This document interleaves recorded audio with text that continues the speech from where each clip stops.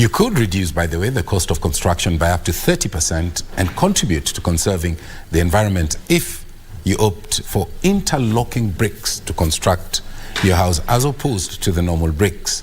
This innovation has been hailed by the State Department of Housing and Urban Development that is challenging the youth to come up with more affordable housing solutions. Trevor Ngendo reports.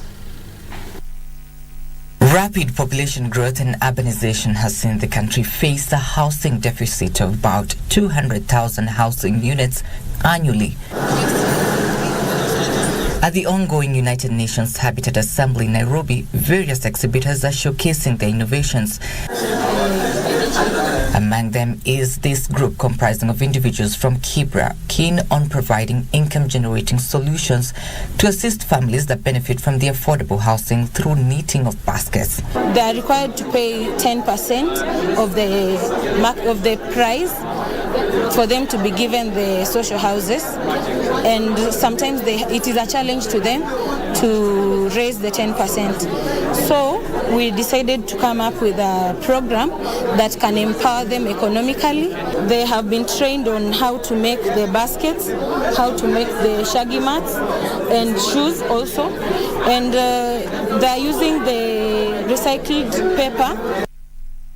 Hydraform, a South African firm who are exhibiting the M9 machine, says the cost of construction would reduce by 30% if contractors embrace the use of interlocking bricks to construct houses, since it eliminates the plastering and use of timber, which in turn conserves the environment. It interlocks in the 4 directions. So by that interlocking pattern, it means that when you're doing your walling, you are not limited on the number of courses to be done in a day. That way, that means 70% of your structure will have no cement in it, no mortar joints. So that means roughly you're saving about 30% on your construction costs. So definitely way better and way more efficient.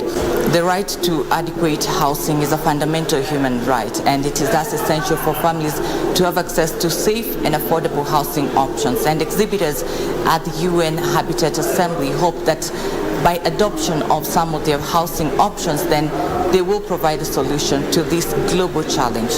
Trevor Ngendo for Prime Edition at the UN headquarters, Nairobi.